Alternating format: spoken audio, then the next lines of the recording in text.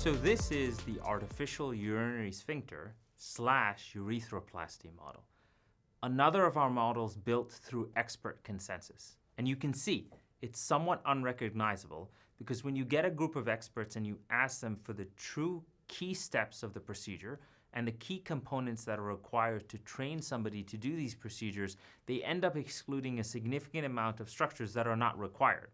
So you can see here, basically what this is this is the stump of the penis, this is the scrotum, both which were decided that did not need to be that interactive because the majority of the work is really in the perineum here. So we created somewhat of these thighs and all the work is down here in the perineum. Now, because the artificial urinary sphincter requires the reservoir to be placed in the anterior abdominal wall, what we did was we created an anterior abdominal wall on the other side, again to simulate the placement of that reservoir.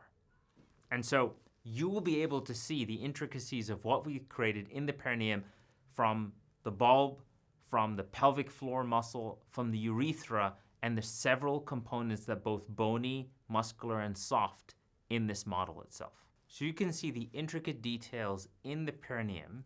The urethra is quite evident right in the midline. We've created all the layers that you need to encounter when entering the perineum, including the pelvic wall and the bulbospongiosa muscle. There's also the pelvic raphe, which is down here, and the urethra that's encased, the catheter that's encased in the urethra. Also the relationship of the urethra to the corpora.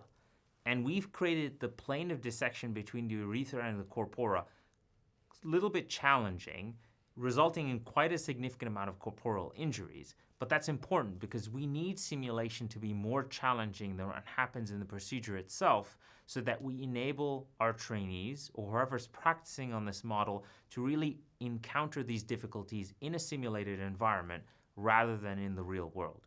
You'll see in the video all the steps of the procedure from the very beginning all the way to the end. So here you can see the midline incision that's performed.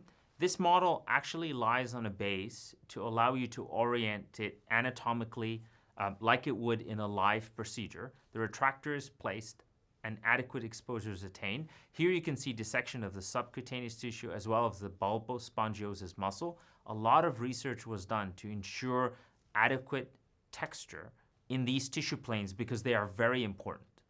Once the urethra is identified, the dissection from the corporal bodies occurs. This has to be very careful because if you injure the corpora, you will definitely see a significant amount of blood coming out of the corpora. Here is measurement of the urethra to place the cuff and placement of the urethral cuff. Once this is complete, you then move over to the next part of the procedure, which is placing the pump and the reservoir. So this is very interesting. This is when you need to create a separate part of the model that emulates the anterior abdominal wall to really place the reservoir. Again, all tissue planes were created very realistically. The reservoir is then placed, and that counter incision is then connected with the perineal incision to allow passage of the tubing. Tubing is placed, as you can see here. That's why the scrotum is an essential component of this model, although it doesn't need to contain all the components that is present in a real scrotum.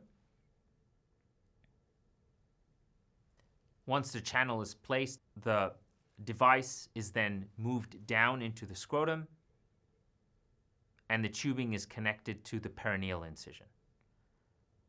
So as I mentioned, this is something where the simulation is done from the beginning all the way to the end, even to the intricacies of connecting all the different tubing from the counter incision to the perineal incision.